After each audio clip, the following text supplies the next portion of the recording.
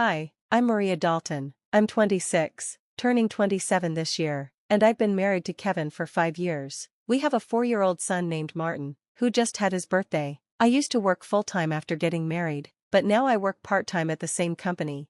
Kevin, my husband, is 30 years old, 3 years older than me. We dated for a while before getting married, and he was really sweet and romantic back then, but after marriage, he started acting more controlling. Kevin has a younger sister, Jane, who is 20. He spoils her a lot, probably because of their age gap.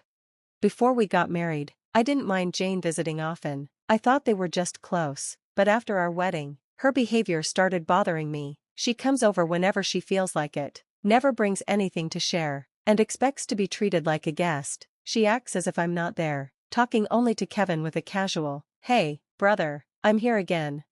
When she stays for dinner, Kevin blames me if I'm not prepared for an extra guest, even though Jane says sorry sometimes. It's clear she enjoys being treated like she's special. I'm usually left with the leftovers while Kevin and Jane chat on the couch, ignoring Martin and me. They even leave the dining table messy.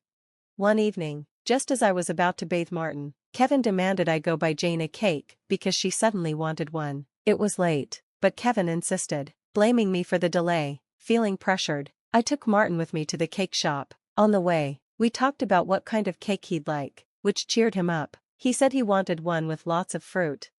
We got to the shop just before closing and bought Jane's cake and one for Martin. Back home, I served Jane and Kevin their cake, then brought Martin's cake to him, but Jane pointed at his cake and said she wanted it instead. Before I could stop him, Kevin took Martin's cake and gave it to Jane, ignoring Martin's protests. Kevin said he had the right to decide because he earned the money. I couldn't stay silent anymore. I told Kevin I was upset, but he threatened to divorce me. Martin, holding back tears, told me he liked strawberry cakes too and started eating Jane's leftovers. I felt so bad for him. I grabbed his cake and took him to another room so he could eat in peace. Kevin apologized to Jane, but I kept quiet for Martin's sake. Watching Martin enjoy his cake, even after all that, melted my heart. We finished eating, took a bath, and decided to sleep in his bed that night.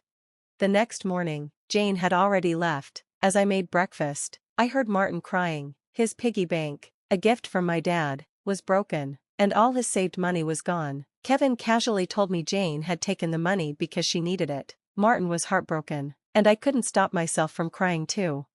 I confronted Kevin, something I rarely did in front of Martin. Instead of apologizing, Kevin brought out divorce papers and shoved them at me before storming out of the house. That day, Martin was too upset to go to daycare, so I suggested we stay home together. He agreed happily. We spent the day playing, reading, and having fun. When Martin fell asleep on my lap during nap time, I decided to skip chores and just enjoy the moment. It was a simple day, but being with Martin reminded me of what really matters, his happiness and peace. I was enjoying a peaceful moment with Martin when I suddenly heard the front door open. It wasn't Kevin's usual time to come home, so I felt uneasy. Grabbing Martin, I hid in the bedroom closet and listened. To my shock, it was Jane. She was rummaging through the house, complaining about not finding something. Then she made a phone call, talking to Kevin about their failed search. After locking the door and leaving, I put Martin to bed, deeply troubled. Why had Jane entered our house, and what were they looking for? I started feeling both disgusted and scared of Kevin. Not wanting to stay in the house any longer, I quickly packed essentials for Martin and me. We took a train to my parents' house, just 2 stations away. Although I hadn't told them we were coming, my parents welcomed us without question. I explained everything to them, including my fears about Kevin and Jane. My mom guessed that Jane might have been searching for money or valuables. I remembered my past as the CEO of a successful handmade goods company. I had stepped down to focus on raising Martin but stayed involved part-time. Kevin didn't know I was still the CEO or that I had savings. He assumed I had some money but didn't know I kept a separate account for Martin. Early in our marriage, Kevin showed poor money habits, giving me only $200 a month for food and suggesting I quit my job to be a housewife. I never agreed, and he eventually let me work part-time. However, he made me sign a post-marital property waiver to ensure I wouldn't leave him. I realized Jane and Kevin wouldn't find anything because I always kept my valuables with me, but it worried me that Jane might enter our house whenever she wanted. My father advised me to keep my important belongings in their safe. He was furious about Martin's broken piggy bank and wanted to confront Kevin. My mom, on the other hand, suggested being cautious and finding out their real intentions. With my dad's lawyer friend's help, I decided to return home and gather evidence. When Kevin came home, he immediately asked about my cash cards. I asked why, but he avoided the question. He got angry and demanded I give my income to Jane, but I refused, saying it was for Martin's savings. Furious, he threw the divorce papers at me, claiming I was living off his money and didn't need to save for Martin. He even said Jane was more important than our son.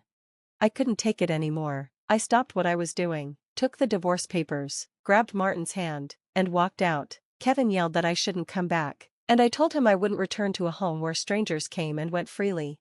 Back at my parents' house, I shared the recording and divorce papers. I admitted I didn't love Kevin anymore, but worried about Martin. My parents supported whatever decision I made, understanding how this might affect him.